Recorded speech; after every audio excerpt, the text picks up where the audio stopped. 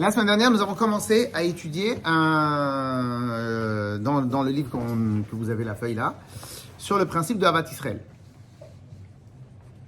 Ok. Et qu'est-ce qu'on avait dit sur Avat Israël? On avait dit que déjà de base, c'est un des principes fondamentaux de la Chassidut. Alors, vous allez me dire, mais Avat Israël, c'est marqué dans la Torah, la Misa de Avat Israël. Vous avez raison, c'est marqué dans la Torah Avat Israël. Cependant, de la même manière que la Simcha, c'est marqué dans la Torah, pas toutes les communautés qu'on tourne, vers qui on se tourne, on voit qu'ils ont la Simcha en avant. Ils ont d'autres mitzvot qui mettent en avant.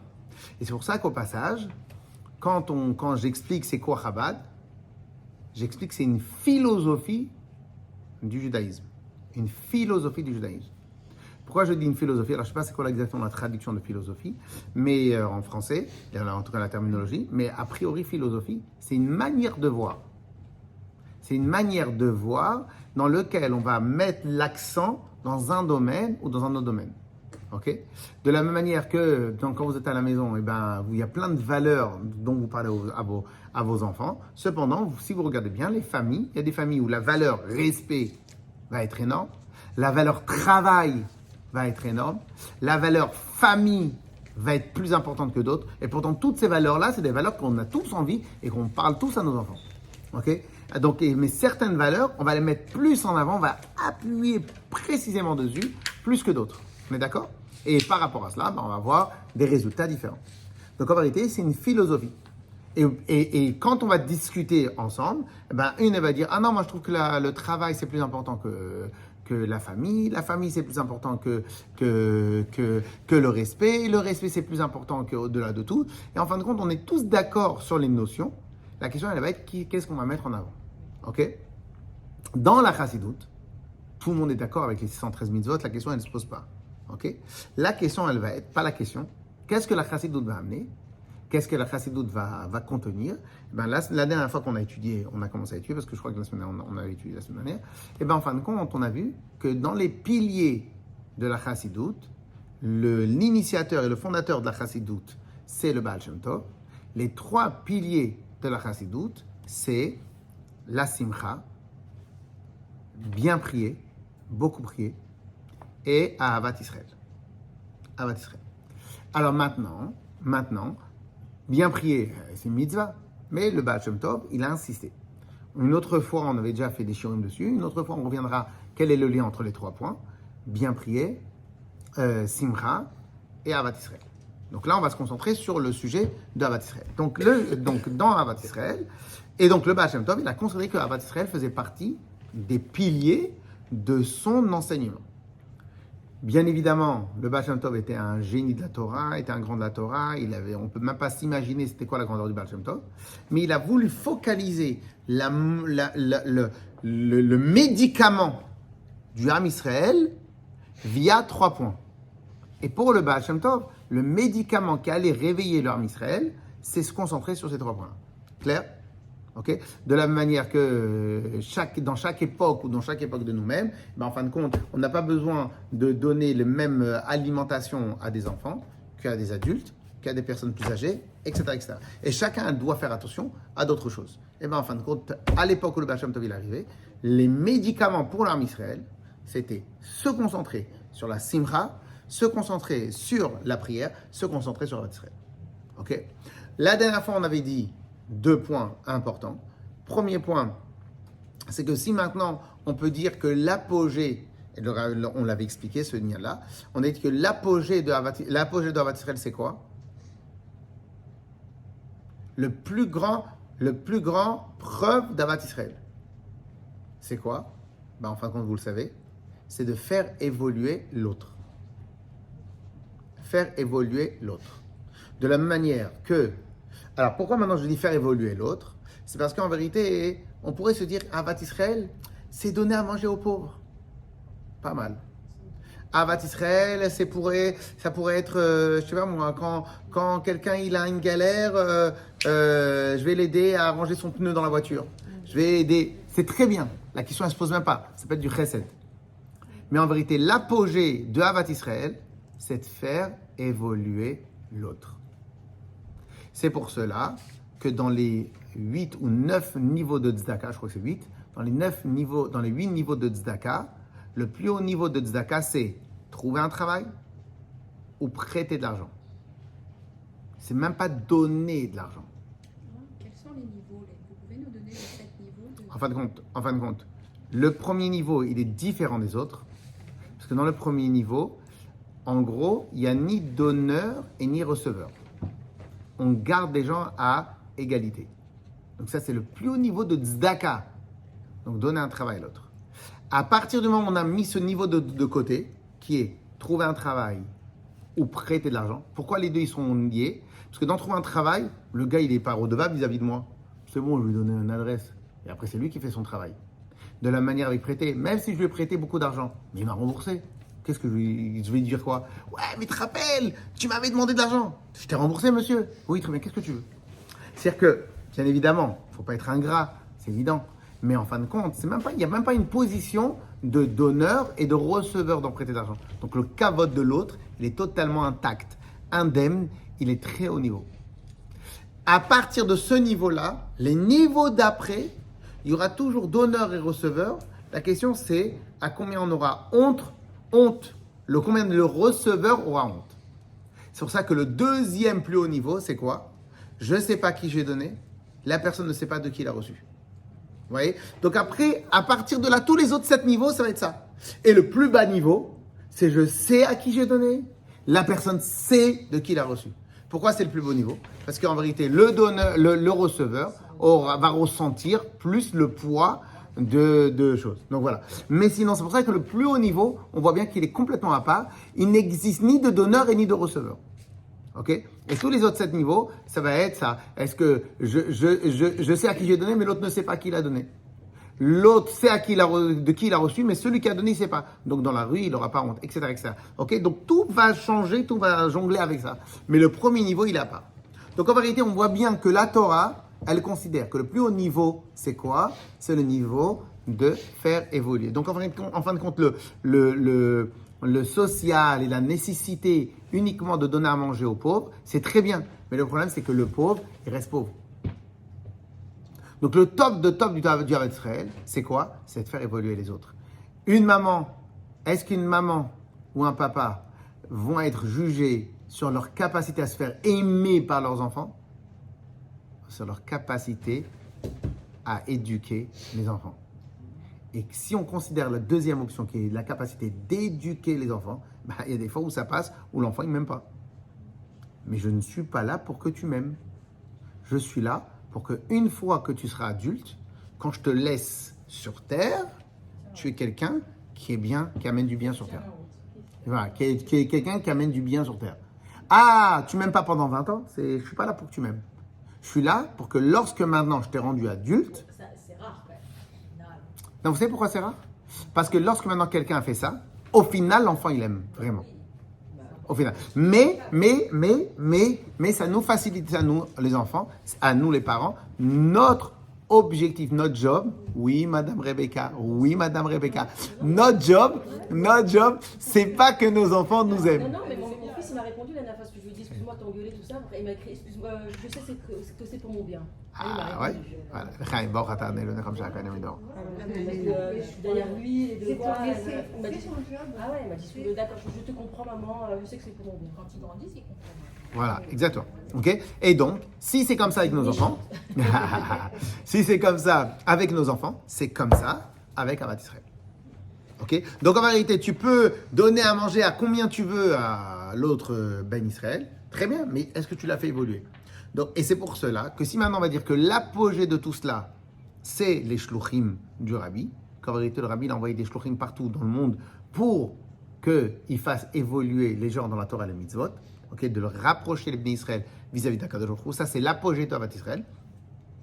Eh bien, si on regarde bien, eh ben, en fin de compte, le Rabbi il a prouvé à combien il aimait les Bnei Israël, parce qu'en vérité, un Rav, il a toujours un problème d'envoyer son élève très loin. Parce qu'en fin de compte, l'élève, il peut chuter dans le service de Dieu.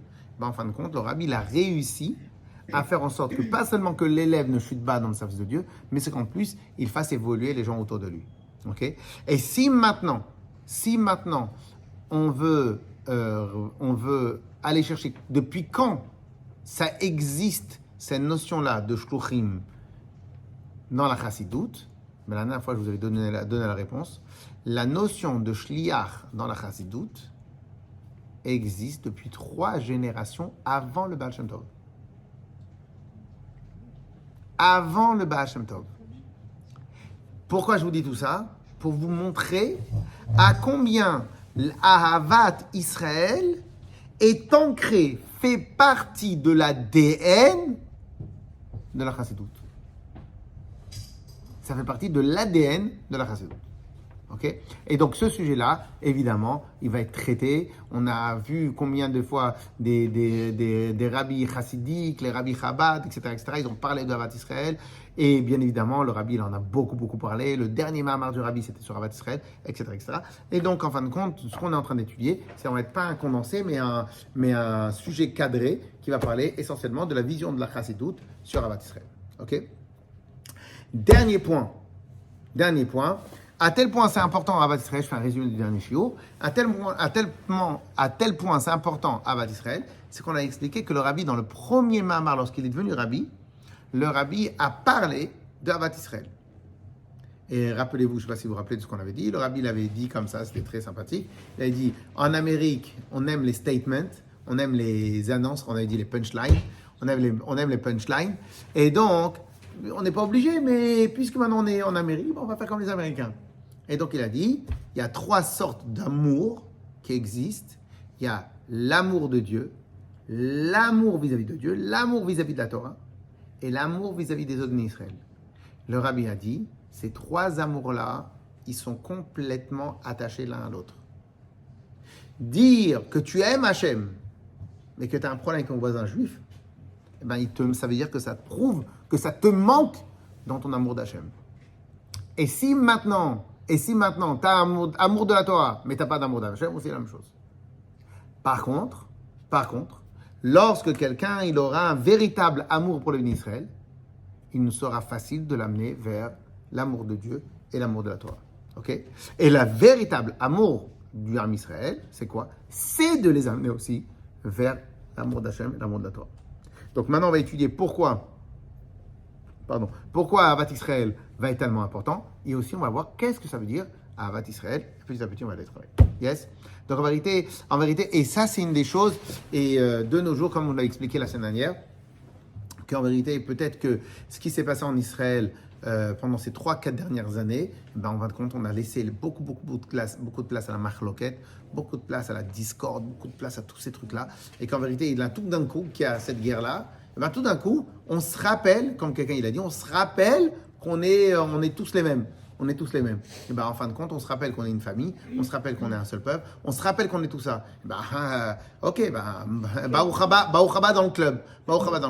Oui, exactement. Mais malheureusement, c'est comme ça dans tout. Malheureusement, c'est comme ça. Mais c'est à nous de prendre le relais, d'utiliser ce tremplin-là pour continuer dans ce chemin-là. C'est pour ça que j'ai dit qu'en vérité, chacun de nous, il va prendre sur soi de travailler dans le mode Ahavat Israël. Yes? Clair? Ok. Alors, on est à la page 54 en bas.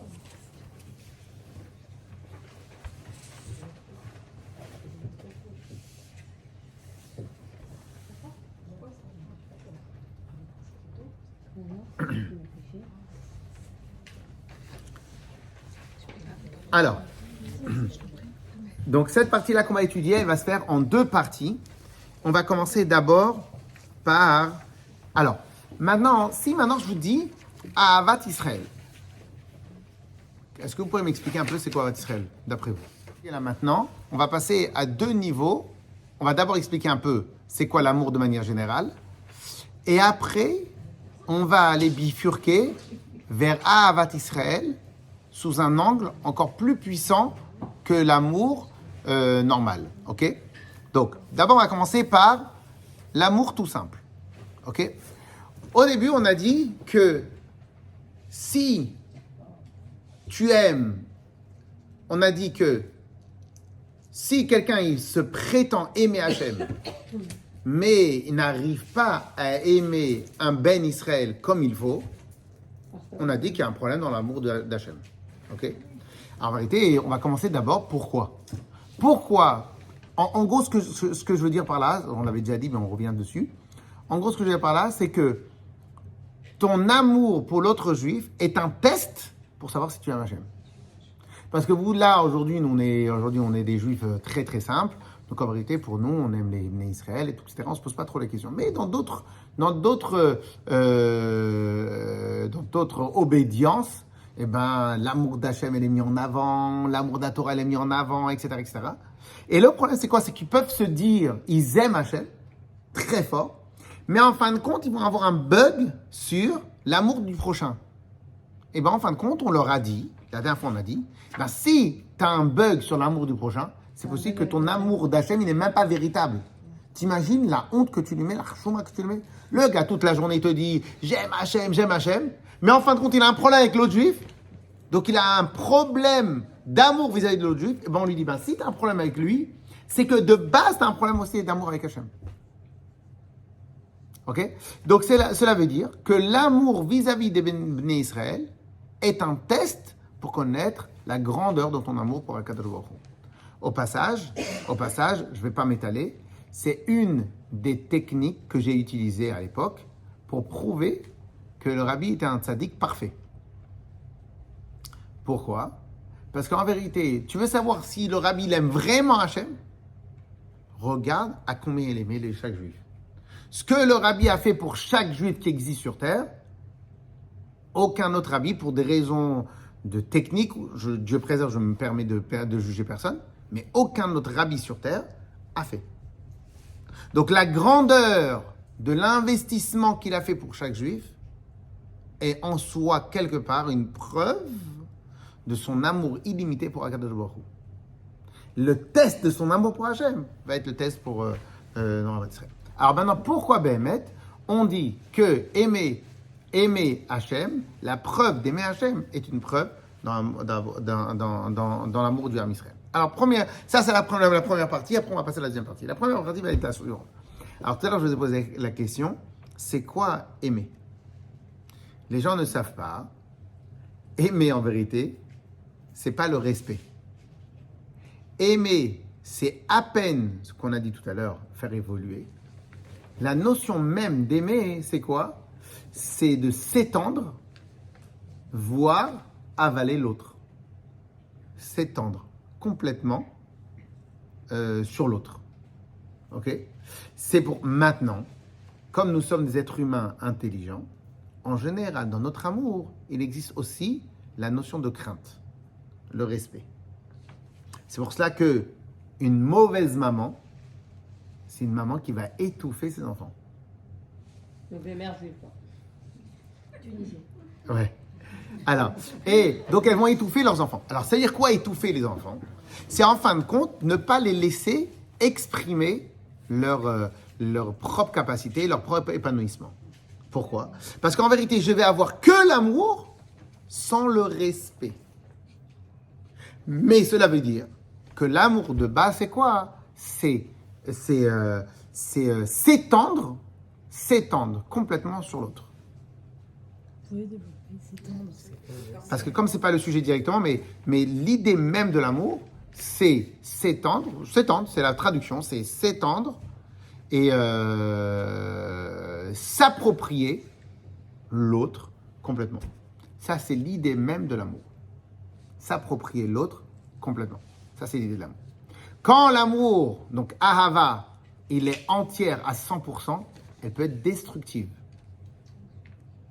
Et c'est pour ça qu'en vérité, très souvent, on dit que dans le couple, la première chose, c'est le respect, etc., etc. Pourquoi? Parce qu'en vérité, c'est réel. C'est-à-dire, s'il n'y a que cette partie-là, sans le respect, ben, en fin de compte, on a un problème. Pourquoi? Parce qu'en vérité, ça marche 2 minutes, cette histoire-là, de s'étendre sans limite. Mais à la fin, on a besoin de respirer. Okay? Donc, avec nos enfants, si on s'étend sans limite, on ne laisse pas respirer, on ne laisse pas s'épanouir, grandir, devenir quelqu'un de bien, etc., etc., etc. On ne sait pas mettre de limite, on ne sait pas mettre de l'autonomie. Ce qui voudrait dire qu'à 22 ans, ils sont encore chez nous et en train de demander « Maman, est-ce que j'achète ça ou j'achète pas ça ?» Ok, bon, stop. Donc, le but, au contraire, c'est l'autonomie. Ok? Donc, en vérité, mais de base, L'amour, c'est quoi? C'est s'étendre à 100%. C'est pas un shiur, je sais pas, comme l'essentiel du shiur, il va être sur un autre aspect de l'amour, donc c'est pour ça que je ne m'étends pas dessus complètement. Mais en tout cas, de là, on voit quoi? On voit que si maintenant j'aime Hachem, donc si maintenant je suis très grand ami avec quelqu'un, j'aime automatiquement ses enfants. J'aime automatiquement son entourage. J'aime automatiquement ce qu'il aime. Oui. Non. Si ça a vu comme ça, oui. Oui, c'est sûr, ma copine, ses enfants. Et c'est pour ça que des fois, si maintenant on voit un ami à nous et qu'en fin de compte ses enfants ils sont irrespectueux, etc., ben des fois on n'arrive plus à être amis avec eux.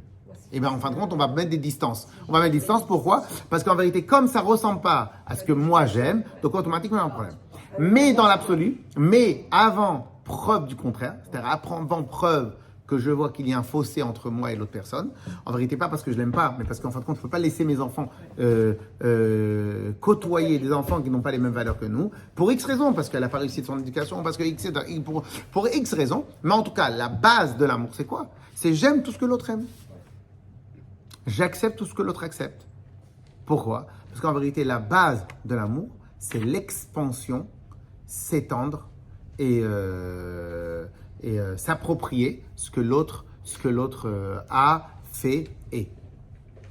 Donc par conséquent, on avait dit la semaine dernière que si maintenant j'aime Hachem, mais j'ai pas un vrai Avat Israël, ça prouve que j'aime pas vraiment Hachem. Et bien maintenant on a compris un tout petit peu cela. C'est-à-dire que si maintenant tu prétends que tu aimes Hachem, mais qu'en vérité tu as un bug, quand ça arrive, le Ben Israël, que lui, s'il connaît rien, il rentre dans la choule, et tu dis, ah non, j'espère qu'il ne va pas s'asseoir à côté de moi. Donc en fin de compte, cette personne-là, ben, en fin de compte, tu n'as pas un réel amour vis-à-vis d'une personne que tu ne connais pas. Donc en fin de compte, tu vas aimer uniquement tes copines. Ok? Donc en fin de compte, tu as un bug avec l'idée même des Ben Israël. Enfin, et on va le voir dans quelques instants. Ok? Donc en fin de compte, ça prouve que même ton amour pour Hachem n'est pas véritable. Pourquoi? Parce qu'en vérité, quand tu aimes quelqu'un, ben t'aimes tout ce qu'il aime. Ok? Et en vérité, vous verrez que lorsque maintenant un garçon, ben rattaché pour chacun de nous et chacun de vous, et un garçon il ramène sa kala, ou bien une kala elle ramène son khatan, et ben dans les bonnes familles, le khatan va rentrer comme un ben mishpacha, comme un ben bayit, comme un enfant de la maison. Maka, pourquoi il va rentrer comme un enfant de la maison? En fin de compte, Et pourquoi vous aimez un étranger? Parce que mon fils, ma fille l'aime, mon fils, ma fille apprécie, mon fils, ma fille veulent de cette personne-là pour leur vie, et bien en fin de compte, moi je veux automatiquement. Ok? Et ainsi de suite. Et il va faire un travail. S'il aime ce travail, vous allez aimer ce travail. Vous allez vous informer sur ce travail. C'est pourquoi? Parce que l'idée même de l'amour, c'est quoi? C'est l'expansion. Dès lors que j'aime, en fin de compte, j'aime tout ce qui est satellite à la personne que j'aime. Ok? Et si maintenant, tu as un bug avec ce qui entoure la personne que tu aimes, c'est qu'en vérité, peut-être quelque part, tu l'aimes pas trop. C'est une copine, c'est pas vraiment de l'amour. C'est une connaissance, c'est une relation, c'est des intérêts, comme on va voir dans quelques instants. Et lorsque vraiment, la personne que tu côtoies, c'est par intérêt, je dis pas intérêt vénal, par intérêt. Par intérêt. Ça peut être un prof, ça peut être un truc. Ben, en fin de compte, c'est ça par intérêt. Parce que il est mon prof, donc je ne suis pas obligé de l'aimer. Il y a d'autres choses qui sont mises en avant. Ben, automatiquement, je me retrouve à ne pas aimer ce qu'il aime. J'apprends, mais je ne suis pas d'accord avec lui. Et ça ne me dérange pas. Ça ne me dérange pas qu'il aime ça et comment j'aime ça. Et je ne veux même pas rentrer dans sa vie. Pourquoi je ne veux pas rentrer dans sa vie? Parce qu'ici, il n'y a pas de l'amour. C'est des intérêts. Mais l'idée même de l'amour, c'est pas possessif. Mais l'amour, c'est s'approprier l'autre. Ça, c'est la base de l'idée même de l'amour. Encore une fois, je reviens avec... Hein?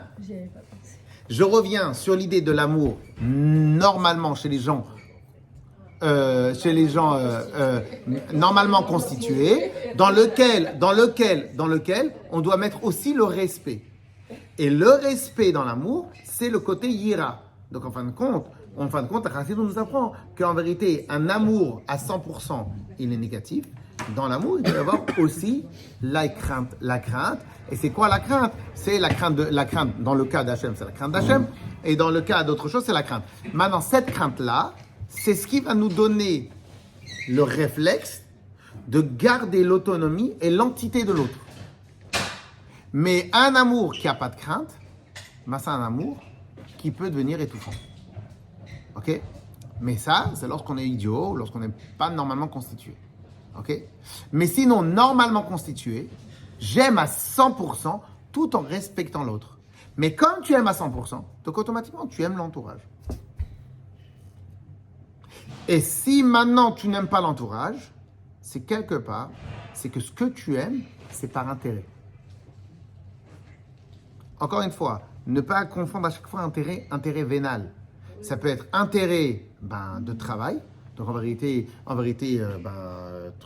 intérêt de respect, intérêt professeur. Donc c'est ton professeur, donc en fin de compte ici il n'y a pas de l'amour, il y a du respect plus, peut-être 80% de respect. Okay? Donc en fin de compte, dans le respect par contre, dans la hiéra, dans la crainte, il n'y a pas cette notion-là d'expansion. Donc au contraire, dans la crainte, il y a un mouvement de retenue. Donc dans le mouvement de retenue, je n'ai pas le mouvement que j'aime ce qu'il aime, parce que je suis dans la crainte, dans le respect, dans la retenue. Okay? Mais le mouvement de l'amour, c'est un mouvement d'expansion et d'appropriation de l'endroit, de la chose que j'aime. Clair? Très, très bien. Par conséquent, la logique nous demande que si maintenant tu te dis amoureux d'Hachem, donc amoureux d'Hachem, tu dois aimer ce que Hachem il aime. Hachem il aime les Bnei Israël. Ahavti etchem, Amar Elokim. Akadosh Baruch Hu dit j'aime les Bnei Israël. Beni Bechori, Israël, c'est mon fils aîné. Donc si en vérité Akadosh Baruch Hu dit lui-même qu'il a un amour sans limite pour l'âme Israël, donc toi tu te dis que t'aimes Akadosh Baruch Hu, mais toi t'es limité avec les Bnei Israël autour de toi. Donc en vérité ça prouve que tu n'aimes pas vraiment Akadosh Baruch Hu. Et donc Akadosh Baruch Hu c'est par intérêt.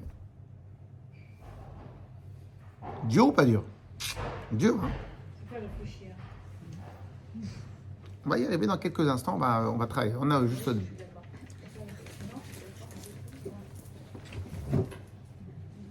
Clair ou pas? Ok? Et de toute façon, c'est ça qu'on est en train d'étudier. Le mardi matin, on apprend les notions, on travaille les notions, on réfléchit aux notions. Yes? Yes? Très bien. Et donc, par conséquent, là maintenant, on a un début d'idée. C'est quoi le début d'idée? Maintenant, on comprend un peu mieux pourquoi l'amour vis-à-vis d'Hachem m'oblige. L'amour, tu aimes Israël. Parce que si tu aimes véritablement Hachem, comme la notion d'amour, c'est l'appropriation de l'autre, donc quelque part, tu veux te fondre à l'intérieur d'Hachem, tu ne peux pas avoir un picotement lorsque tu te retrouves en face de ce que ton amour aime. Puisque ton amour c'est Hachem et Hachem il aime les Bnei Israël. Donc tu peux pas avoir un picotement quand tu te retrouves en face d'un Bnei Israël.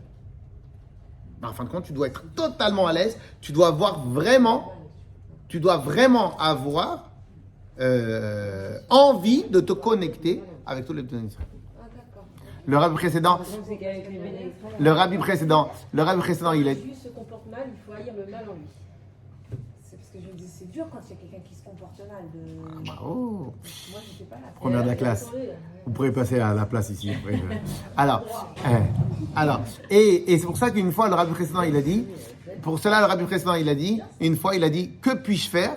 Je suis amoureux de tout ce qui est à caractère juif. Caractère juif, la Torah, les mitzvot. Je vois un livre en hébreu et des fois ça nous arrive. On est dans un aéroport à l'ouest total. On voit un truc en hébreu. On est comme ça, on dirait une bouée, on dirait une bouffée d'oxygène, quelque chose, etc. Donc on se retrouve. Donc en fin de compte, quelque part. Donc, si maintenant j'aime véritablement Hachem, donc le mouvement d'amour, c'est appropriation de l'autre. En étant en mode appropriation de l'autre, donc automatiquement je me retrouve à devoir m'approprier aussi ce que l'autre aime. Si maintenant je m'approprie ce que l'autre aime, donc je suis censé aussi aimer d'autres choses. Yes? C'est le premier point? Très bien.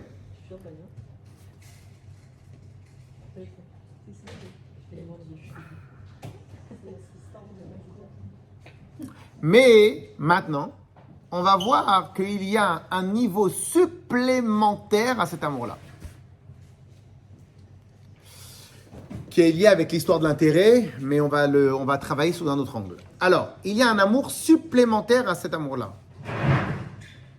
Quel est le plus grand amour? L'amour de son mari? L'amour de son mari ou l'amour de ses enfants? Ah, j'ai deviné, excusez-moi. Ah.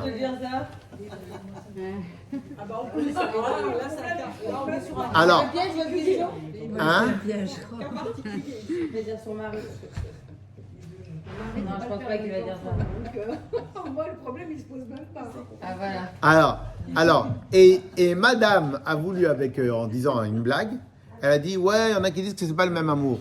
Peut-être qu'elle a raison. Non, mais c'est vrai, les gens, ils répondent ça. Alors, Pour un parent et l'amour pour son enfant. C'est deux amours tellement. c'est quoi la différence entre les deux? Je sais pas, mais c'est. L'enfant, il ne peut pas dire s'il y en a un qui est plus que l'autre. C'est tellement. Ton enfant, je sais pas. L'enfant, c'est sans condition. Mon mari. Après, on s'investit. C'est sans condition. Alors, Cette partie, je vais Je peux lui dire, Alors. c'est quoi la différence entre les deux amours? Il y a les noms. Il y a reconnaissance vocale. Alors, non, c'est bon. Alors, c'est quoi la différence entre les deux amours?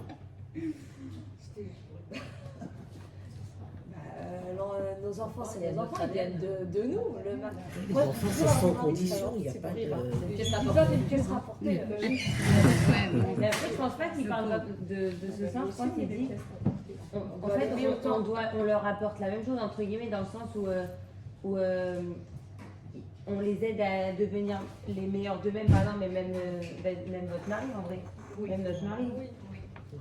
Alors vous compliquez l'histoire. Si même votre mari vous l'aide à devenir meilleur, qu'en fin de compte, vous le mettez au même niveau que vos enfants. Oui, Et pourtant, vous dites que vos enfants, c'est pas la même chose que votre mari. Donc en fin de compte, vous compliquez je l'histoire. leur dis que c'est pas dans ce sens-là que vous dites, je pense. Alors, dites-moi. Donc je pense que c'est pareil. Sauf que là, l'enfant, il y a l'éducation. Donc vous êtes. Il est censé être éduqué. Donc là ce que vous dites, c'est que vous dites juste que vous êtes plus sûr de votre travail sur les enfants que votre travail sur votre mari. Très bien. Mais dans l'idée, c'est la même chose. Il est censé avoir été éduqué. Normalement, il est du pas jamais. Mais ce que je veux dire par là, mais vous continuez à dire qu'en vérité, c'est juste parce que je n'ai pas besoin d'éduquer. Vous ne m'expliquez pas Parce plus. que l'enfant, c'est un prolongement de soi. Ah. Alors que le mari, c'est un prolongement de sa mère. Pas de son père, hein, de sa mère. Non, mais c'est vrai. Et qui devient le dos après. Voilà, bon, après, normalement, on est en symbiose, mais bon, nos enfants, voilà. Ils ont une part de notre ADN. Très bien. Alors, là maintenant, on va passer, et après on va faire dans le texte. Et bien, en fin de compte, vous avez commencé à dire un peu la réponse. Là, on passe à un autre niveau, en vérité, dans Avat Israël. Pardon. L'amour des enfants.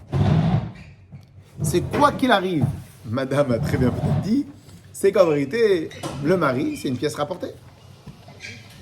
Et en vérité, vous allez voir que le terme, c'est pas vraiment pièce rapportée, parce que pièce rapportée ne nous explique pas le sens de l'amour qu'on devrait avoir vis-à-vis de notre mari, ok? Mais oubliez le terme, le sort d'amour. Pour l'instant, on va dire pièce rapportée. On va s'arrêter sur ça et après, on va travailler sur le reste.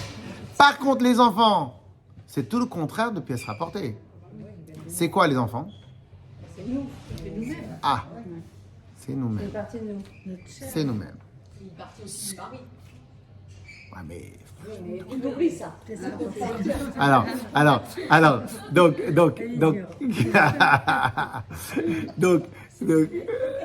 Liliane, attention. Quand son mari parle aux enfants, il doit d'abord lui poser la question pour la permission. Alors, donc, qu'est-ce qui se passe? Cela veut dire que d'après ce que vous êtes en train de dire, En vérité, vous aimez vos enfants ou vous aimez vous-même à travers les enfants? Je pense qu'il y a un peu de ça. C'est horrible, hein, mais Oui, parce que sans ce qu'on veut faire nous, et on éduque nos enfants. On n'est pas parfait. C'est vrai. Il n'y a pas de problème. Non, mais je veux juste qu'on analyse. À travers l'analyse de cela, on va pouvoir mieux comprendre ce qu'on doit étudier. Bah, oui, on s'aime nous, puisqu'ils sont une partie de nous. Donc, il faut s'aimer. Comme ils sont une partie de nous, automatiquement, Donc, on s'aime nous. cela veut dire que, déjà, c'est très fort, c'est bien. Deuxièmement, on va essayer d'analyser ce genre d'amour-là. Donc, en vérité, cet amour-là, c'est un amour qu'en vérité, c'est en vérité presque j'aime mes enfants. En vérité, je m'aime moi-même. Comme moi-même. J'aime moi, bravo, j'aime moi-même. Sauf que mes enfants, c'est pas moi, c'est moi sous une autre forme. En vérité, je m'aime moi. Donc, on est d'accord? Très bien. Très bien.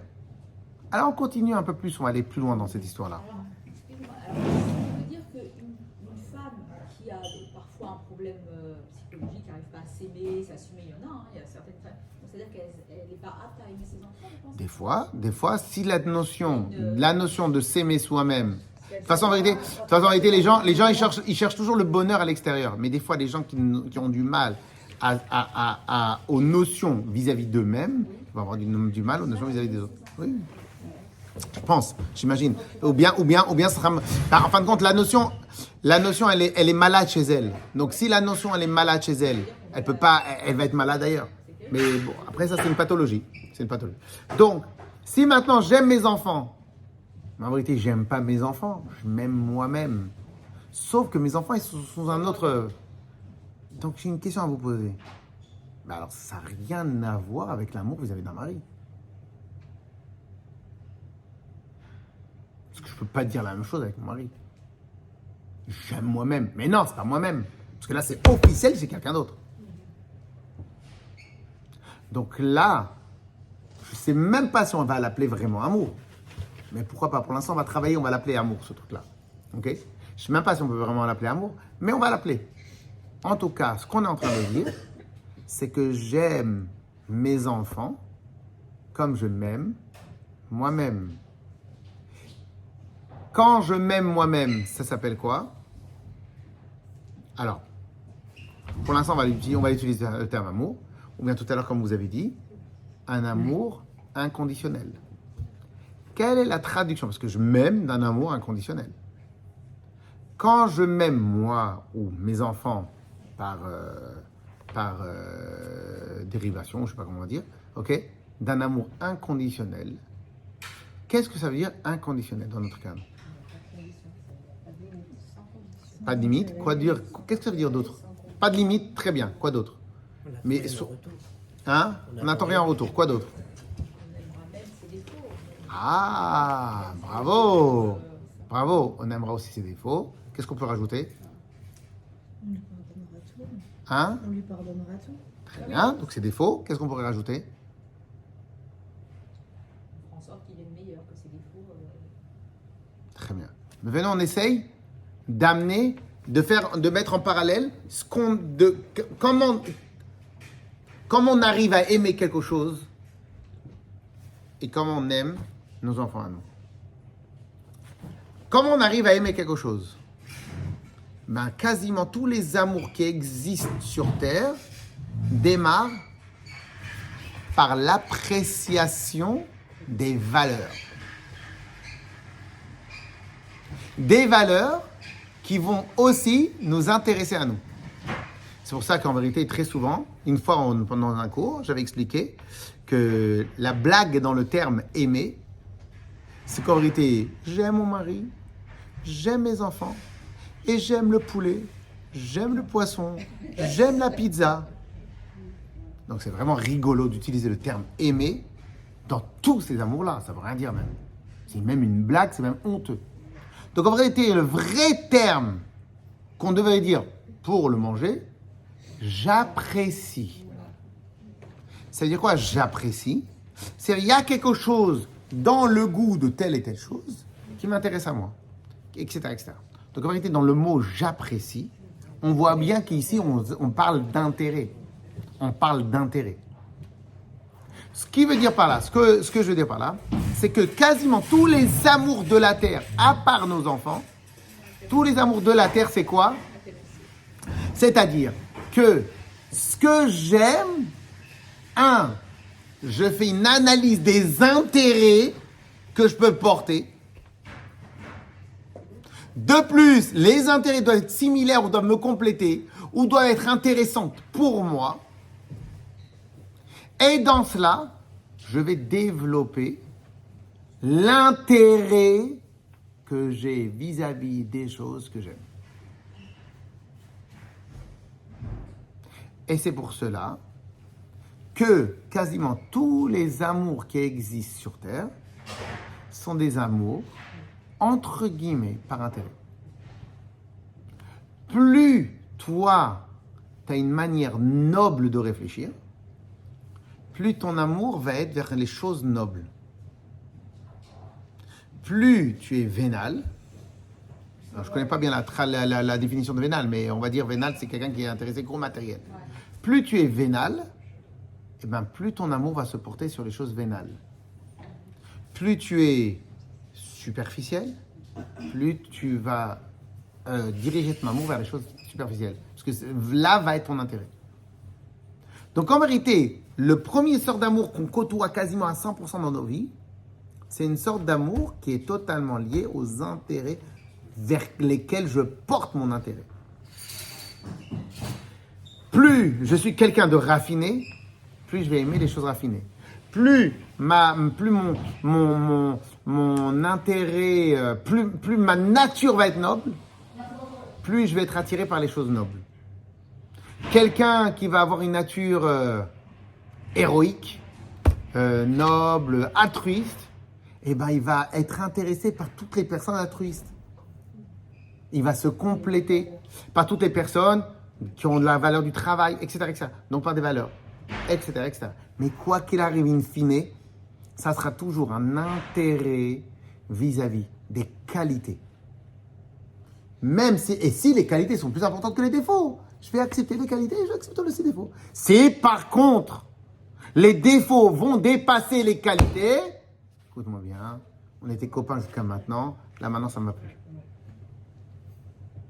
Ok? Qu'est-ce que ça veut dire? Aimer sans condition que vous avez dit, inconditionnel que vous avez dit vis-à-vis des enfants.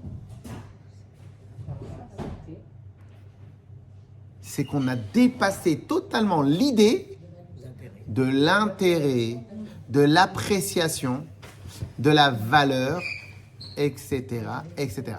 C'est-à-dire qu'en vérité, on accepte, vous avez accepté, et tous les parents du monde, a priori, acceptent l'idée que l'amour qu'ils portent à leurs enfants est un amour inconditionnel, qui veut dire dénué de tout intérêt. Autant que je m'aime moi-même. Je sais que j'ai des défauts. Et pourtant, je m'aime. Pourquoi? Parce qu'en vérité, c'est lié avec plein de paramètres, la survie, etc., etc., etc. Peu importe. La volonté d'exister, mais peu importe. Je m'aime moi-même. Qu'est-ce que ça veut dire je m'aime moi-même? Je ne fais pas une évaluation des intérêts, des qualités et de mes défauts. Quoi qu'il arrive, je m'aime. Bien évidemment, je préfère avoir plus de qualités que de défauts. Je me travaille d'avoir plus de qualités que de défauts. Cependant, le terme de la Gemara nous dit Akol Peshaim, je crois que c'est Shlomo Amelach, Akol Peshaim techase ahava. Sur tous nos défauts, il y a l'amour qui cache les défauts. L'amour rend aveugle et le mariage. Non, je rigole. Alors, je rigole. Alors maintenant, et qu'est-ce qui se passe? Donc, Akol Peshaim techase ahava.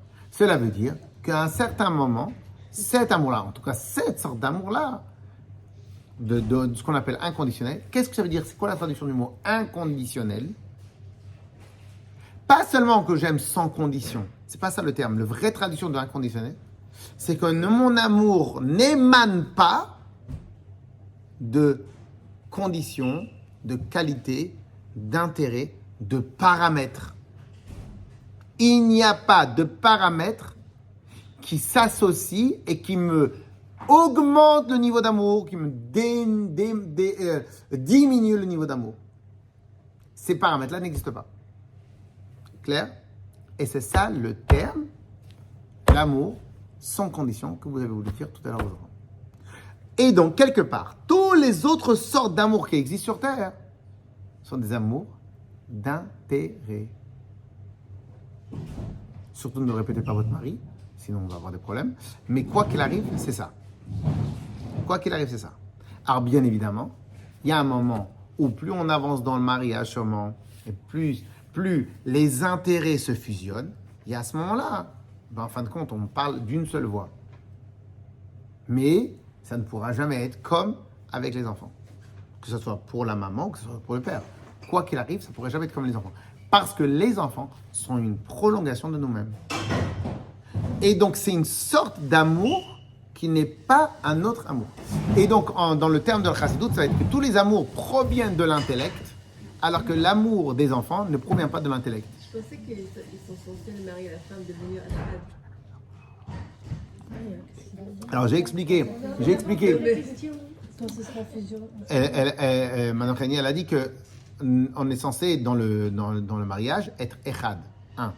Alors, j'ai expliqué qu'en vérité, dans le mariage, est la plus grande unité qui existe sur Terre, c'est l'unité d'objectif et d'esprit. Et les enfants, on a un niveau supérieur à l'unité des enfants, à l'unité qu'on peut retrouver ailleurs, c'est que dans les enfants, on a aussi une prolongation de nous-mêmes. C'est ça la particularité qu'il y a chez les enfants. Ok? Mais même chez les enfants, mais ça, on ne peut pas séparer. Il va y avoir les chromosomes du père, les chromosomes de la mère. Donc, quelque part, on peut séparer, mais en vérité, on ne peut pas séparer. Mais en dehors des enfants, la plus grande unité qui existe sur Terre, c'est une unité d'esprit, d'objectif, de volonté commune. Donc, le Shalom Bayit et le Echad du mariage, c'est le Echad dans l'unité d'esprit. Et c'est pour ça que quand il y a marqué Vehayu le Basar Echad, que l'homme et la femme ils vont devenir une seule chair, vous regardez Rashi, c'est quoi une seule chair? C'est l'enfant. L'enfant est le produit, l'enfant est la seule chair qui récupère du père et de la mère. Mais sinon, le père et la mère ne peuvent pas devenir une seule chair. C'est quoi le Echad du père et de la mère? C'est le même esprit, la même volonté, la même direction, tout ça. Et c'est ça qu'on doit travailler constamment. Donc ça veut dire que quand il n'y a pas d'enfant, le couple ne peut pas devenir Echad? Si. Mais oui, mais le plus grand Echad, voilà, le plus grand Echad qui existe pour les êtres humains sur Terre, c'est le Echad de l'esprit. C'est pas un défaut, c'est une réalité, c'est un fait. Il ne peut pas y avoir de Echad. Le plus grand Echad qu'on peut avoir, c'est le Echad. Aujourd'hui, l'armée Israël, avec ce qui se passe là en Israël, est devenu plus Echad qu'ailleurs. Mais pourquoi? Parce que maintenant, on a fait sauter tous les autres mini-objectifs qui nous polluaient nos vies pour mettre un seul objectif. Et ça donne la force en Israël. Ok? Donc en vérité, le Echad humain est un Echad. Le Echad divin, c'est autre chose. Le Echad divin, c'est un véritable. Mais le Echad de la création, c'est qu'un Echad d'esprit. Ok? Mais, et on ne nous demande pas plus parce qu'on ne peut pas faire plus.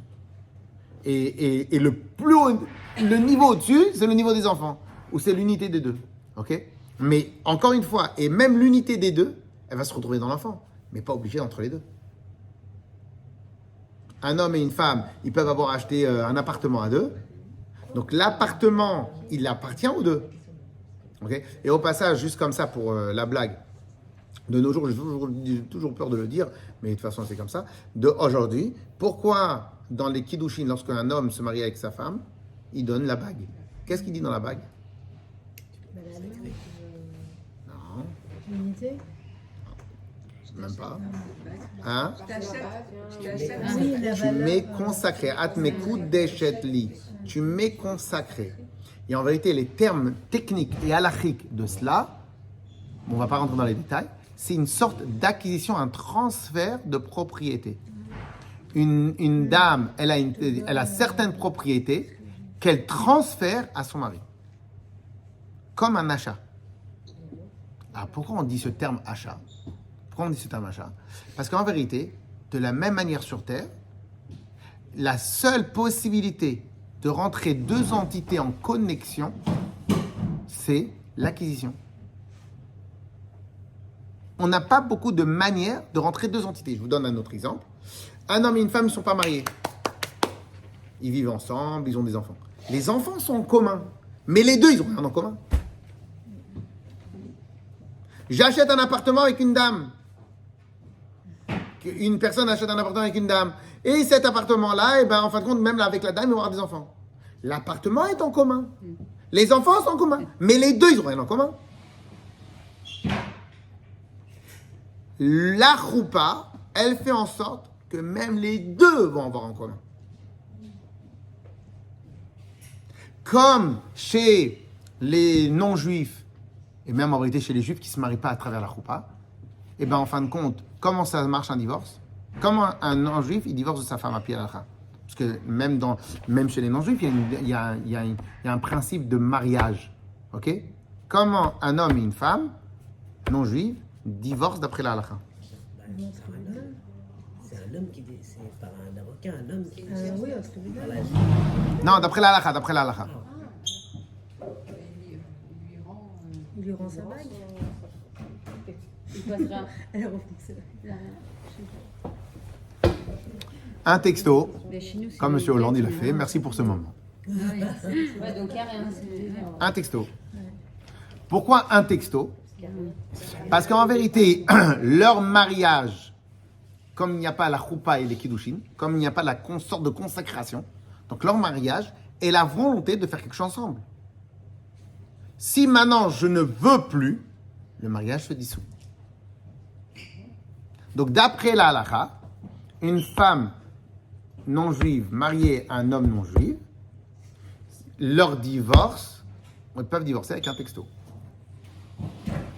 Est-ce qu'on peut divorcer est-ce qu'on peut demander le guet avant d'avoir un divorce Oui, ça oui.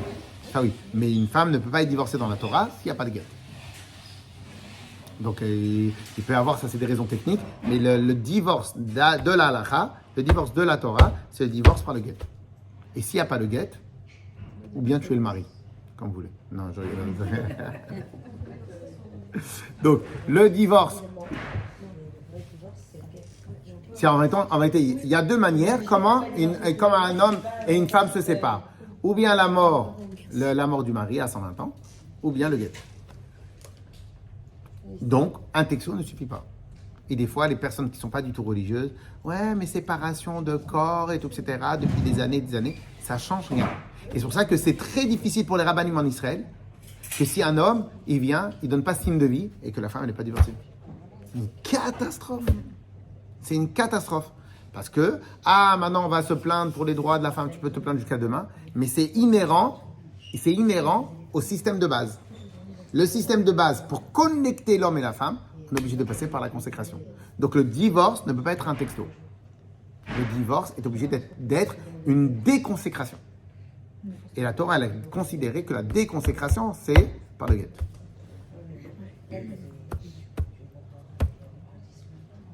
Et quand il y a des problèmes pour obtenir le guet, on en parlera après. Non, c'est pas difficile, on en parlera après. Mais La définition que vous avez donnée de la Hava, c'est pareil pour un homme que pour une femme? oui, la définition de la Hava, c'est ça. Pour ses enfants aussi? C'est pareil chez un homme? Ouais. Alors peut-être c'est moins prononcé parce que la femme, elle y a peut-être plus investi, mais non, c'est la même chose. La vraie définition, c'est la même. Parce que les enfants de l'homme sont aussi la prolongation de lui-même. La femme, c'est peut-être un peu plus prononcé pour X raisons, mais c'est la même chose. La même définition, c'est la même chose. C'est aussi la même prolongation que... Et la preuve, c'est que dans la Torah, on ne dit pas si un Hachem, il est homme-femme, mais en général, on parle d'Hachem en termes homme, et il a considéré l'Ibn Israël comme son fils. Okay? Donc on voit bien qu'il n'y a pas de différence entre... C'est l'affiliation qui fait qu'en fin de compte, c'est une prolongation de ma propre personne. Dès lors que c'est une prolongation de ma propre personne, c'est-à-dire qu'en fin de compte, j'aime par moi-même. Yes? On est d'accord ou pas? Et là, maintenant, après, on va faire tout ça dans le texte. Et là, maintenant, on va comprendre. Et là, maintenant, on va comprendre pourquoi il est Azaken. Quand il a dit, on se rappelle ce qu'on a expliqué la semaine dernière, on avait dit qu'il y avait Hillel et Shammai. Hillel et Shammai étaient à l'époque les deux grands maîtres de la Torah. Une personne qui se disait qu'il voulait se convertir, il est parti voir Shammai. Et il lui a dit, Rav Shammai, si vous m'enseignez la Torah le temps que je tiens sur un pied, je me convertis. Shammai, qui était très rigoureux sous tous les aspects de sa personnalité, on expliquera une autre fois, c'est-à-dire quoi la rigueur à ce niveau-là, il est venu, il a envoyé balader, il a fait quoi? Les rabbanim, les juifs dans le monde entier, ils étudient la Torah des milliers d'heures, des millions d'heures, et toi tu veux que je t'apprends le temps que tu tiens sur un trait? Tu dénigres la Torah, il a envoyé balader. Il va voir Hillel, et Hillel, il avait une capacité de cool attitude, d'englober, d'arrondir les angles. Il dit, le temps que je t'explique la Torah. Et après, tu commences à étudier sérieusement. Ouais, le temps que je tiens sur le pied. Si vous me faites ça, je vous fais. Ah ok, très bien, alors vas-y, mets-toi sur le pied. Ouais, très bien. C'est bon, t'es prêt? Ouais. Tout ce que toi, tu ne supportes pas, ne fais pas aux autres. Ça, c'est la Torah entière. Le reste, c'est le commentaire. Ve'ahavta l'erecha kamocha, tu aimeras ton prochain comme toi-même. Tout ce que toi, tu ne supportes pas, ne fais pas aux autres. Voilà, je t'ai dit toute la Torah. Quoi? C'est ça toute la Torah? Oui. Le reste, c'est le commentaire de ça. Vas-y, maintenant, on va étudier. Il a éclaté. Ok? Maintenant, Tachles. Alors maintenant, ce qu'on est en train d'étudier, il nous dit, mais pourquoi, dans la notion de Ahavat Israël, pourquoi Hillel Azaken, il a dit de cette manière-là. Tout ce que tu aimeras ton prochain comme toi-même, ce que toi tu ne supportes pas qu'on te fasse, ne fais pas aux autres. Pourquoi il a dit de cette manière-là? Maintenant on a compris. Parce que la notion de Ahavat Israël commence par considérer l'autre comme soi-même. Et la vraie notion de soi-même, et cet amour-là de soi-même, en général, on le retrouve chez les enfants. Mais qu'est-ce qu'il dit Hillel Azaken?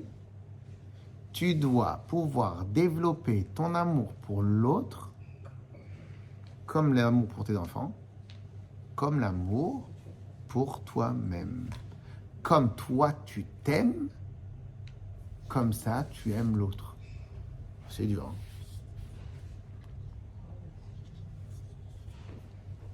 Pas mal ou pas? On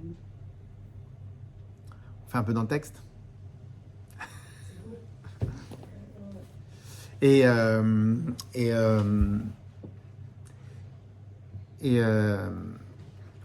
on voit que l'exigence de... Alors, tout ça, c'est du condensé de tout ce qu'on étudie dans la Chassidut. Et là, on voit comment cette exigence-là, en fin de compte, c'est une exigence d'Ahavat Israël, inconditionnelle. Parce qu'en vérité, si on réfléchit bien, la plupart des gens avec qui je traîne, c'est des gens qui sont comme moi. C'est des gens qui aiment les mêmes choses que j'aime. C'est des gens avec qui je discute des choses que j'ai envie de discuter. C'est des gens... Non, donc c'est plus facile de les... Donc en réalité, mes copines. Est-ce que mes copines, c'est vraiment une preuve d'Ahavat Israël? Si je suis super gentil avec mes copines, est-ce que c'est vraiment Ahavat Israël? En vérité, c'est Ahavat ta copine. Oui, c'est vrai. Parce qu'en vérité, comme je dis tellement souvent, je dis souvent, mais même un chien, on le respecte, même un chien, on peut l'aimer. Un chien, il amène du bonheur. Un chien à la maison, ça prend énormément de place. Ça amène du bonheur. Donc même un chien, tu peux l'aimer. Mais encore mieux que ça. Pas encore mieux. Une nourrice que tu as eue, qui n'est pas juive, mais qui t'a fait que du bien, mais tu l'aimes? Parce qu'elle t'a fait du bien. une personne, une amie, une collègue du travail avec qui tu t'entends très bien, tu peux aussi l'aimer. Est-ce que maintenant ça va rester que un amour d'intérêt ou un amour véritable? Je ne sais pas. Mais tu peux aussi avoir des sentiments. Mais pourquoi? Parce qu'on est dans le monde de l'intérêt. Quand je dis le monde de l'intérêt, c'est pas un mot méchant. Les gens, ils crispent leur tête dès qu'on dit le terme intérêt. Parce qu'on croit à chaque fois que le terme intérêt, c'est intérêt vénal. Mais quand tu vas sur Google, il te dit quels sont vos centres d'intérêt? C'est pas vénal. Pour eux, c'est vénal parce qu'ils gagnent de l'argent dessus. Mais c'est quoi l'idée? C'est vos centres d'intérêt. Donc en vérité, nos centres d'intérêt, ça peut être plein de choses. Ça peut être l'art, ça peut être la finance, ça peut être la visite, la découverte. Si maintenant je suis quelqu'un de curieux et que j'aime toutes les personnes qui sont curieuses, donc en vérité, je m'aime même pas moi-même. J'aime les autres parce qu'ils m'aident à moi-même à être mieux, à exister. Mais eux, je les aime pas vraiment. En tout cas, c'est pas le même amour qu'on parle. Donc c'est deux sortes d'amour différents. Attention, on a besoin de tout. Pourquoi? Parce qu'il est évident que quand les enfants ils grandissent, on commençait aussi à découvrir leurs qualités. Le fin fond de leur qualité, ça sera toujours mes enfants. Mais au contraire, je suis très heureux et j'aimerais encore plus mes enfants quand je vais les verrer avec plein de qualités. Mais quoi qu'il arrive, il y a toujours la couche, l'ADN qui est là. Donc en fin de compte, quoi qu'il arrive, nous sommes des êtres humains intelligents. Donc en tant qu'être humain intelligent, il est normal que ma vision d'analyse, je la retrouve partout. C'est normal, sinon je serais un idiot. Ok? Donc en fin de compte, c'est normal que tout ce que j'ai autour, je m'habille de la manière que j'ai un intérêt de m'habiller, selon mon analyse à moi. Donc c'est normal. Ok? Notre travail à nous, c'est de passer au-dessus. Dans le cas de mes habits, je n'ai pas d'amour à avoir vis-à-vis des habits. Je n'ai pas d'amour à avoir vis-à-vis du poulet, de la pizza, de tout ce truc-là. C'est apprécié. Ok? Maintenant, de la même manière que je dois avoir un amour inconditionnel vis-à-vis d'Hachem, de la même manière, cet amour-là, inconditionnel vis-à-vis d'Hachem, il est censé m'amener un amour vis-à-vis d'un autre Ben Israël, aussi inconditionnel. Mais c'est-à-dire quoi inconditionnel? Inconditionnel, voilà, je te donne l'exemple des enfants. C'est quoi l'idée des enfants? L'idée des enfants, c'est que l'amour que tu as vis-à-vis des enfants, tu es d'accord avec moi, que ce n'est pas lié avec leur qualité. C'est lié avec un seul terme, c'est mes enfants. Mes enfants, je les aime. On doit arriver à aimer un autre juif. T'es quoi, t'es juif? Oh, je t'aime. Mais quoi, tu m'aimes? T'es juif? Oh, je t'aime. Et toi? Oh, t'es juif? Je t'aime. C'est pas je te respecte, parce qu'on doit respecter tout le monde. Je t'aime. Mais attends, mais tu me connais pas. Mais c'est pas grave, je t'aime déjà. Heureusement que c'est de juif, parce que c'est sûrement. D'ailleurs, J'avais tué tout le monde. La mitzvah, elle est que au Bnei Israël. en ce moment, on voit avec ce qui se passe comme nos enfants. Aimer son prochain, c'est comme dans Israël. Que Bnei Israël. Les autres, on a une obligation de respect, on a une obligation de Kiddush Hashem. Il faut faire très attention de ne pas dévaluer, etc., etc. Mais la mitzvah d'aimer, parce que aimer, c'est pas facile. Hein. Aimer, c'est une vraie mitzvah. Donc cette mitzvah-là, elle est au Bnei Israël. Le reste, après, t'aimes qui tu veux, parce que pour les intérêts, pour ce que tu veux. Tu as le droit d'aimer qui tu veux, mais tu n'as pas de mitzvah. La mitzvah, l'ordre d'Hachem d'aimer, il est sur un juif. Le reste, tu fais ce que tu veux. Mais sur les juifs, tu as un ordre. De la manière que tu as un ordre d'aimer Hachem, tu as un ordre d'aimer les Bnei Israël. Et aussi, tu as un ordre d'aimer la Torah, mais ça, on va revenir dessus. Ok? En tout cas, ce qu'on a voulu apprendre ici, on a voulu apprendre qu'on a deux niveaux d'amour. Ça, je fais le résumé, après on va travailler le texte. On a deux niveaux d'amour. Le premier niveau d'amour, c'est quoi? C'est l'amour que nous côtoyons tous. C'est quoi l'amour? Quelque part, ce qu'on appelle un amour d'intérêt. Encore une fois, pas de manière péjorative. Ok? J'aime cette sorte de voiture-là, parce qu'elle est facile à conduire. Non. En vérité, c'est un terme plus apprécié. Après, bien évidemment, on ne va pas dire à son mari, je t'apprécie, mon mari. Non, ça, Là, tu rentres en galère. Donc, non, je t'aime. Mais en vérité, dans le terme je t'aime, quoi qu'il arrive, in fine, c'est toujours un amour qui est lié avec un intérêt. Et tout d'abord, il ne faut pas se leurrer. La première chose que mes yeux ont porté vers mon mari, de la manière le kala et le khatan, c'est quoi? C'est qu'en vérité, de base, on était intéressés ou bien par les mêmes choses, ou bien par les mêmes objectifs. On est une famille, etc., etc., etc., etc. Donc quoi qu'il arrive, on avait des objectifs similaires. Mais avec tes enfants, ça n'existe pas les objectifs. Ça n'existe pas les objectifs. Ça ne rentre pas en ligne de compte.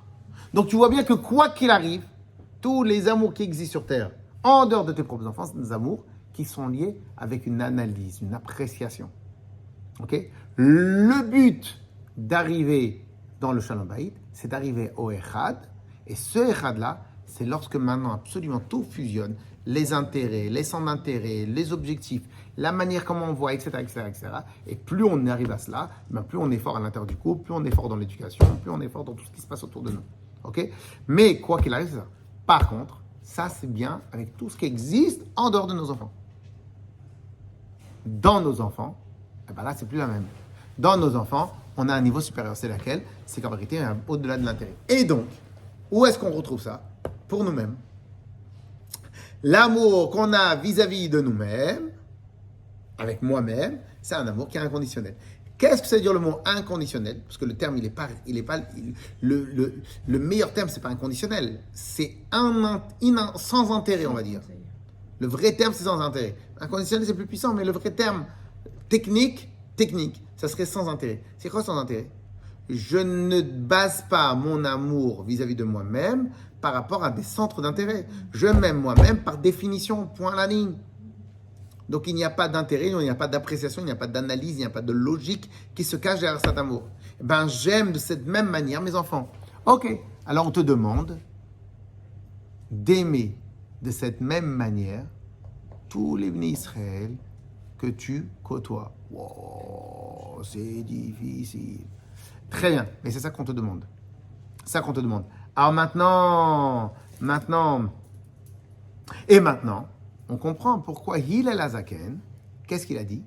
Il a dit, Ve'afta lereacha kamocha, tu aimeras ton prochain comme toi-même. Et ça, c'est la Torah qui le dit. Comme toi-même. Ve'afta lereacha kamocha. Tu aimeras ton prochain comme toi-même. Alors, qu'est-ce que veut dire comme toi-même? C'est-à-dire que tu lui donnes tout ce que tu aimes. C'est pas ça comme toi-même. Comme toi-même, de la manière que toi-même, c'est sans condition. De la même manière, l'autre juif, tu l'aimes sans condition.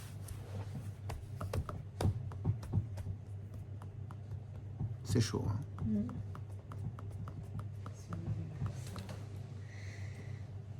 Okay. Et là, si maintenant on retourne au Baal Shem Tov, on disait sur le Baal Shem Tov, Alvaï, qu'on embrasse le Sefer Torah avec le même amour que le Baal Shem Tov embrassait un enfant juif.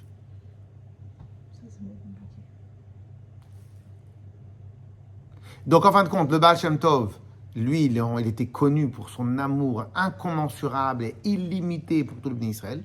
Ok? Et bien en fin de compte, on disait, Alva et qu'on embrasse le Sefer Torah comme on peut embrasser un enfant juif. Ça veut dire quoi? Ben, ça veut dire que pour le Baal Shem Tov, son amour d'Hachem, son amour des bénis Israël était tellement grand qu'en fin de compte, même quand il embrasse un enfant, on dirait qu'il embrasse un Sefer Torah. Mais quel rapport? Ben, en fin de compte, là, tu passes au-dessus des conditions, tu passes au-dessus des conditionnements, tu passes au-dessus de l'analyse, tu passes au-dessus de tout ça. De la même manière qu'avec Akadosh Baruch Hu, ça va être sans condition, de la même manière avec un enfant juif, ça va être sans condition, de la même manière avec un autre Israël, ça va être sans condition. De la même manière, toutes les autres choses, toutes les autres phrases qu'on a reçues par héritage du Baal Shem Tov. Un exemple, une des phrases que le Rabbi ramène dans la Yom Yom, c'est quoi? Le Baal Shem Tov nous disait que tu dois être capable de faire don de toi-même, même pour un juif que tu n'as jamais vu de toute ta vie. C'est quoi cette phrase-là? Don de soi-même, c'est l'inconditionnel par excellence. Pour un juif que tu n'as jamais vu de toute ta vie, c'est l'inconditionnel par excellence. C'est-à-dire que j'ai aucun atome crochu, je ne le connais même pas. Mais en fin de compte, l'idée, elle est quoi? Tu es un juif. De la même manière que ton enfant, tu l'aimes dès qu'il est sorti de ton ventre, Ok? Mais tu te poses même pas la question s'il va être sympathique ou pas sympathique. S'il va te tenir comme son père ou comme moi, tu te poses pas la question. Tu l'aimes directement. Ok? Même s'il a tout son père. Tu l'aimes quand même. Ok? Oui. De la ça, c'est comme ça dans la condition. Oui. Et si c'est dans le sens inverse, en fait, on aime la personne, et que la personne, elle nous aime pas, en fait, ça arrive. La personne, elle nous aime pas, c'est souvent dans son environnement proche, souvent familial, ou pas ami, puisque les amis, on les choisit, familial ou professionnel, elle nous aime pas. On donne, mais elle nous aime pas, en fait. On se rend compte que c'est pas de l'amour, qu'est-ce qu'on fait? Alors, il y a deux choses. Première chose.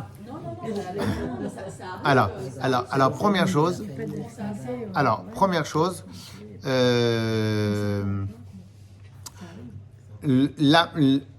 L'amour de base, on ne doit pas devenir pigeon. Hachem ne doit pas devenir pigeon. C'est-à-dire qu'en fin de compte, et surtout, si maintenant on côtoie des gens nocifs. C'est-à-dire qu'en fin de compte, Akadosh Baruch Hu, il ne demande pas à nous de nous détruire pour cet amour. C'est pas qu'il faut qu'on se Un exemple, j'étais dans un avion et une dame juive qui me demande, me dit ouais mais alors elle me disait que c'était pour des amis à elle. Jusqu'à quand on doit avoir le respect des parents? Ok? Et ben en fin de compte c'est la même histoire. Il y a des fois il y a des parents qui sont nocifs pour les enfants. Malheureusement ça existe. Je connaissais une dame qui venait avoir un cours. À chaque fois qu'elle avait sa mère au téléphone, elle était en dépresse pendant 2 mois. Donc il y a des gens qui sont nocifs. Donc tu as l'obligation de l'aimer, tu as l'obligation de la respecter, mais tu n'as pas l'obligation de la côtoyer. Dans ce cas-là, parce qu'elle est nocive, elle te détruit. Donc en vérité, la Torah, elle a dit, un tel doit aimer les autres. Mais si un tel se dissout ou cesse d'exister, parce qu'en fin de compte, il ne sait pas gérer sa relation avec les gens. Donc en fin de compte, Hachem veut que tu existes et qu'en tant qu'entité existante, elle aime d'autres personnes. Donc il faut faire toujours attention. Okay? Donc on doit aimer qui que ce soit sans condition. Mais le problème, c'est qu'il y a des gens, dans certains cas, on est faible ou on est fort par rapport à une relation. Et ça peut exister des relations dans lesquelles je suis faible. Et en étant faible, en fin de compte, je peux me faire du mal. Cette relation, elle peut me faire du mal. Okay? Donc, pourquoi je vous dis ça? Pas dans votre cas à vous. Pourquoi je vous dis ça? C'est parce qu'en vérité, il ne faut pas confondre notre obligation d'aimer et le mal que ça peut nous amener. Il faut faire très attention à ça. Ça, c'est vrai. Mais ça ne change pas qu'on a l'obligation d'aimer. Un exemple, tu envoies un texto de Shabbat Shalom. Si maintenant, dans le cas, c'est ta mère qui est très dure pour toi, tu envoies un texto de Shabbat Shalom, juste après, tu fermes ton téléphone. Comme tu sais qu'elle va t'envoyer... Tu sais que la veille de Shabbat, elle va t'exciter. Elle va dire, ouais, t'es pas venu me voir, c'est ça que tu m'as amené comme manger. Maintenant, tu peux te mettre en 10 000, mais quoi qu'il arrive, elle va te mettre en... Enfin, quand tu viens, et tu bloques son numéro juste derrière. Je le rappelle demain, comment ça va, etc. C'est pas méchant, c'est parce qu'en vérité, il y a des gens qui sont nocifs. Ça, c'est un. Deuxièmement, donc ça, c'est de la même manière, lorsque maintenant la personne n'a pas de retour, donc en vérité, ça peut m'épuiser ou ça peut me faire du mal, etc. Donc ça, c'est la première partie de l'explication. Deuxième partie de l'explication, elle est plus méchante, la deuxième partie, c'est qu'en vérité, est-ce que je l'aime véritablement? Mais en vérité, c'est des intérêts que je porte vis-à-vis de lui, vis-à-vis d'elle. C'est quoi les intérêts? On est dans un groupe d'amis, et en fin de compte, par exemple, et dans ce groupe d'amis-là, elle fait partie du groupe d'amis. Donc je suis obligé de rentrer en contact avec elle. Et donc j'essaie d'être gentil, mais en fin de compte, il n'y a pas de retour. Pourquoi pas de retour? Parce qu'en vérité, même moi, je ne l'aime pas spécialement. J'explique pourquoi je dis ça. Parce qu'en vérité, il y a un passage qu'on va étudier sûrement plus tard. Il y a un terme qui dit « Kamaim apanim lepanim, ken leva adam la adam ». Dieu, il a créé le cœur de l'homme. Homme, c'est grand H, homme, femme.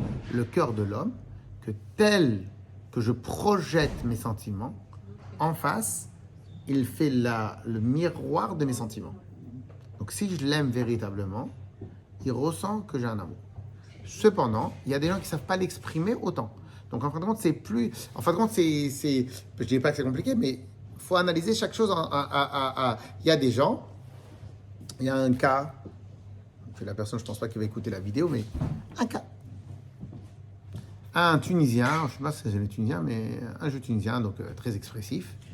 Il a un copain qui est dans la galère grave. Ok? Il vient, il ne supporte pas avoir son copain dans une galère grave, et son copain, il est un peu fautif de la galère. Hein. Ça, c'est encore plus fort. Mais le mec, il dit, moi, je peux pas, moi, j'ai les moyens, je peux pas accepter que mon copain proche, il est dans la guerre grave. Il lui prête une somme d'argent, la guerre. Le gars, il prend la somme d'argent, il s'en va, il dit merci. L'autre, il est un peu, sur place, un peu dégoûté quand même. Là, je te prête une somme d'argent à la guerre. Tu ne me l'as même pas demandé, je te donne direct. Je te demande même pas de conditions de remboursement, rien.